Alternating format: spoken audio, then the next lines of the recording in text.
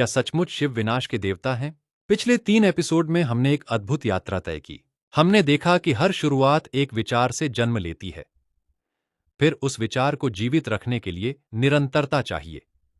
लेकिन अब कहानी वहां पहुंचती है जहां सबसे ज्यादा लोग डर जाते हैं, क्योंकि अब बात होगी परिवर्तन की। अगर मैं आपसे पूछूं कि शिव किसके देवता हैं, तो शायद आपका पहला उत्तर होगा विनाश। बचपन से हम यही सुनते आए हैं कि ब्रह्मा सृष्टि करते हैं, विष्णु पालन करते हैं और शिव संहार करते हैं। लेकिन क्या आपने कभी रुककर यह सोचा कि अगर शिव केवल विनाश करते तो इस ब्रह्मांड में आज कुछ भी बचा कैसे होता? जरा अपने आसपास देखिए। पेड़ों के पत्ते सूखते हैं, गिरते हैं और मिट्टी में मिल जाते हैं। पहली नजर में लगता है कि उनका अंत हो गया, लेकिन कुछ महीनों बाद उसी मिट्टी से नई कोंपलें निकलती हैं। जो हमें अंत दिखाई दे रहा था, प्रकृति उसे एक नई शुरुआत की तैयारी मान रही थी। सूरज हर शाम डूबता है।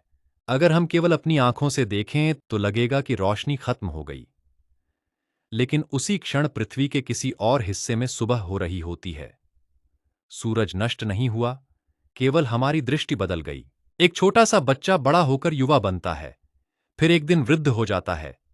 क्या बचपन कहीं मर गया, या वह एक नए रूप में बदल गया? ध्यान से देखिए, प्रकृति हमें बार बार एक ही बात सिखा रही है। वह कुछ मिटाती नहीं, वह रूप बदलती है। यहीं से मेरे मन में एक सवाल पैदा हुआ। अगर प्रकृति का हर परिवर्तन किसी नए जन्म की तैयारी है, तो क्या शिव वास्तव में विनाश के देवता हैं या रूपांतरण के?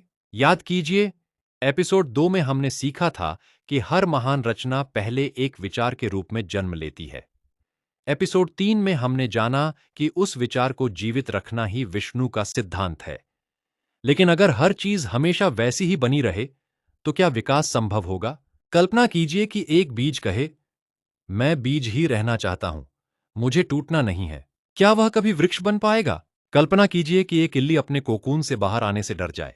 क्या वह कभी तितली बन पाएगी? या फिर सोचिए, अगर आपने आज भी वही डर, वही आदतें और वही सोच पकड़े रखी होती जो 10 साल पहले थी, तो क्या आप आज के आप बन पाते? यहीं जीवन का सबसे बड़ा विरोधाभास छिपा है। हम नया जीवन चाहते हैं, लेकिन पुरानी पहचान छोड़ना नहीं चाहते। हम सफलता चाहते हैं, लेकिन अपने पुराने तरीकों को बदलना नहीं चाहते। हम शांति चाहते हैं, लेकिन अपने भीतर के डर को पकड़े रखते हैं। शायद इसी कारण परिवर्तन हमें दर्द देता है। दर्द इसलिए नहीं कि परिवर्तन गलत है, बल्कि इसलिए कि हम उस चीज को छोड़ने से डरते हैं जिससे हमने अपनी पहचान जोड़ ली है। लेकिन अब एक और गहरा प्रश्न सामने आता है। अगर परिवर्तन इतना आवश्यक है, तो फिर हम उससे इतना डरते क्यों हैं? क्या डर हमारी सबसे बड़ी कमजोरी है, या वही दरवाजा है जिसके पार एक नया जीवन हमारा इंतजार कर रहा है? यही प्रश्न हमें अगले भाग तक ले जाएगा, क्योंकि अब हम उस रहस्य को समझेंगे जिसे प्रकृति हर दिन हमारे सामने दोहराती है, कि हर अंत वास्तव में किसी नई शुरुआत का पहला कदम हो सकता है।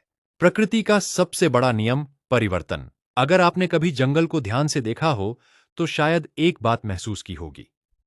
वहां किसी को भी पुराने रूप से कोई मोह नहीं होता। पेड़ अपने सूखे पत्तों को पकड़े नहीं रहते। नदी अपने पुराने पानी को रोककर नहीं रखती। बादल अपनी बूंदों को हमेशा के लिए अपने पास नहीं रखते। प्रकृति का हर तत्व एक ही नियम को स्वीकार करता है, जो अपना काम पूरा कर चुका है उसे बदलना ही होगा। लेकिन जैसे ही हम मनुष्य की ओर देखते हैं, कहानी बदल जाती है। हम पुरानी यादों को पकड़ कर रखते हैं, पुराने डर को अपनी पहचान बना लेते हैं, पुरानी असफलताओं को भविष्य का सच मान लेते हैं, और कई बार तो हम उस इंसान को भी छोड़ नहीं पाते जो अब हम रहे ही नहीं। यहीं से संघर्ष शुरू होता है। जरा एक सांप की कल्पना कीजिए। समय आने पर वह अपनी पुरानी कैंचुल छोड़ देता है। अगर वह उस पुरानी त्वचा को बचाने की जिद करे, तो वही त्वचा उसके बढ़ने में सबसे बड़ी बाधा बन जाएगी। जिस चीज ने कभी उसकी रक्षा की थी, वही उसके विकास की दुश्मन बन जाएगी। अब अपने जीवन की ओर देखिए। कितनी ऐसी आदतें हैं जो कभी आपके काम आई थीं, लेकिन आज वही आपको पीछे रोक रही हैं। कितने ऐसे डर हैं जिन्होंने कभी आपको सावधान रहना सिखाया, लेकिन आज वही डर आपको नया कदम उठाने नहीं देते। कितने ऐसे विश्वास हैं जिन्हें आपने बचपन में सच मान लिया था, लेकिन आज भी बिना परखे उन्हें ढो रहे हैं। क्या आपने कभी सोचा कि शायद समस्या दुनिया में नहीं, बल्कि उस पहचान में है जिसे आपने वर्षों से पकड़ रखा है? इसीलिए परिवर्तन हमेशा दर्द देता है। दर्द परिवर्तन में नहीं होता, दर्द उस पकड़ में होता है जिसे हम छोड़ना नहीं चाहते। यही कारण है कि एक कैटरपिलर तितली बनने से पहले खुद को उसी रूप में नहीं बचा सकता। उसे अपने पुराने अस्तित्व को छोड़ना ही पड़ता है। बाहर से देखने पर ऐसा लगता है जैसे सब कुछ खत्म हो गया हो, लेकिन सच ये है कि वहीं एक बिल्कुल नई शुरुआत तैयार हो रही होती है। प्रकृति हमें यह दृश्य हर दिन दिखाती है। एक तारा जब अपना ईंधन समाप्त कर देता है तो उसका जीवन उसी रूप में समाप्त होता है, लेकिन उसी प्रक्रिया में नए तत्व बनते हैं जिनसे आगे चलकर नए तारे, नए ग्रह और नया जीवन जन्म ले सकता है। ब्रह्मांड का इतिहास केवल निर्माण का इतिहास नहीं है, वह निरंतर रूपांतरण का इतिहास है। तो फिर मनुष्य क्यों सोचता है कि उसका जीवन बिना बदले आगे बढ़ सकता है? हम चाहते हैं कि सफलता नई हो, लेकिन आदतें पुरानी रहें। हम चाहते हैं कि भविष्य बदल जाए, लेकिन सोच वही बनी रहे। हम चाहते हैं कि परिणाम अलग हों, लेकिन निर्णय वही रहें। क्या यह संभव है? अगर बीज ये कहे कि मैं बीज ही रहूंगा, फिर भी वृक्ष बनना चाहता हूं, तो क्या यह संभव है? अगर नदी कहे कि मैं बहूंगी नहीं, लेकिन समुद्र तक पहुंचना चाहती हूं, तो क्या यह संभव है? अगर इंसान कहे कि मैं बदलूंगा नहीं, लेकिन जीवन बदलना चाहता हूं, तो क्या यह संभव है? शायद नहीं। यही मुझे शिव का दूसरा संकेत दिखाई देता है। शिव केवल उस चीज को नहीं बदलते जो पुरानी हो चुकी है। वे उस भ्रम को तोड़ते हैं जिसमें हम अपने पुराने रूप को ही अपनी असली पहचान समझ बैठते हैं। सोचिए, अगर आपके जीवन से आपका डर निकल जाए, तो क्या आप वही इंसान रहेंगे? अगर आपकी सीमित सोच बदल जाए, तो क्या आपके निर्णय वही रहेंगे? अगर आपके भीतर का अहंकार शांत हो जाए, तो क्या आपके रिश्ते वैसे ही रहेंगे? उत्तर शायद नहीं होगा। और यही तो परिवर्तन है। पुरानी दुनिया बाहर नहीं टूटती, पहले भीतर टूटती है। लेकिन यही एक आखिरी प्रश्न बचता है। अगर परिवर्तन इतना आवश्यक है, तो फिर उससे सबसे ज्यादा डर क्यों लगता है? क्या इसलिए कि हमें अंत दिखाई देता है, या इसलिए कि हमें उसके बाद का नया रूप दिखाई नहीं देता? यही रहस्य इस पूरी यात्रा का सबसे गहरा रहस्य है।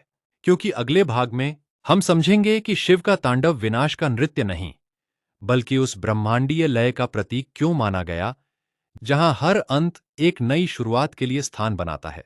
शिव अंत नहीं, एक नया आरंभ। अब तक हमने देखा कि प्रकृति में कुछ भी स्थिर नहीं है।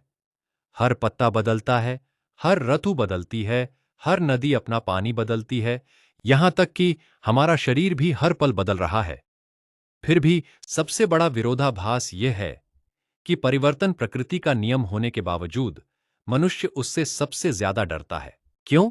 क्योंकि हम परिवर्तन को खोना समझते हैं, जबकि प्रकृति उसे विकसित होना मानती है। जरा अपने बचपन को याद कीजिए। कभी वही आपकी पूरी दुनिया था, वही खिलौने, वही दोस्त, वही सपने। लेकिन आज क्या आप उनमें वापस लौटना चाहेंगे? शायद नहीं। क्यों? क्योंकि आप बदल चुके हैं। अब सोचिए, अगर आपका बचपन कभी समाप्त ही ना होता, तो क्या आप आज यहां तक पहुंच पाते?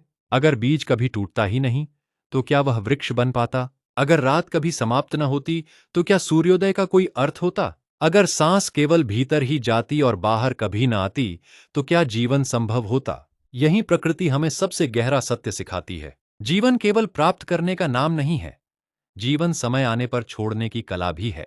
लेकिन यही वह स्थान है जहां मनुष्य सबसे बड़ी भूल करता है। हम उन लोगों को पकड़े रहते हैं जो बहुत पहले जा चुके हैं। हम उन असफलताओं को ढोते रहते हैं जो वर्षों पहले समाप्त हो चुकी हैं।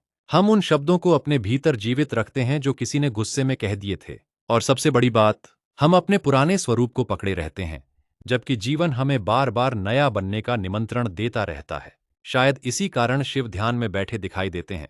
ध्यान दीजिए, उनके हाथ में सबसे बड़ा हथियार नहीं है, उनके चेहरे पर क्रोध नहीं है, उनकी आंखों में शांति है। क्यों?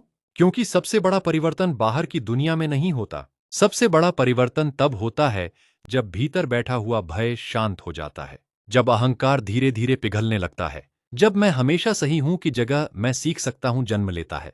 वहीं से नया जीवन शुरू होता है। इसीलिए मुझे लगता है कि शिव का तांडव केवल विनाश का नृत्य नहीं है, वह उस लय का प्रतीक है जिसमें पुराना स्थान छोड़ता है ताकि नया जन्म ले सके।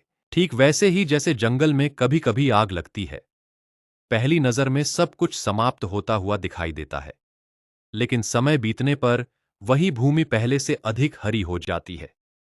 प्रकृति हमें सिखाती है कि हर विनाश एक जैसा नहीं होता। कुछ परिवर्तन जीवन को मिटाने के लिए नहीं, बल्कि उसे नया रूप देने के लिए होते हैं। शायद यही कारण है कि हमारे जीवन की सबसे कठिन घटनाएं भी कई बार सबसे बड़े शिक्षक बन जाती हैं। जिस असफलता से हम टूट गए थे वही हमें मजबूत बना गई। जिस रिश्ते के टूटने पर लगा था कि सब खत्म हो गया, वही हमें अपने बारे में सबसे बड़ा सच सिखा गया। जिस रास्ते का बंद होना हमें दुर्भाग्य लगा, वही किसी नए रास्ते की शुरुआत बन गया। अब पीछे मुड़कर देखिए, क्या आपके जीवन में भी ऐसा कोई क्षण था जिसे आपने अंत समझा था, लेकिन आज महसूस होता है कि वहीं से आपकी असली यात्रा शुरू हुई थी? अगर उत्तर हाँ है, तो शायद आपने बिना जाने ही शिव के सिद्धांत को जी लिया। और अब त्रिदेव का चक्र पूरा हो चुका है। ब्रह्मा ने जन्म दिया, विष्णु ने उसे जीवित रखा, शिव ने उसे नए रूप में बदल दिया।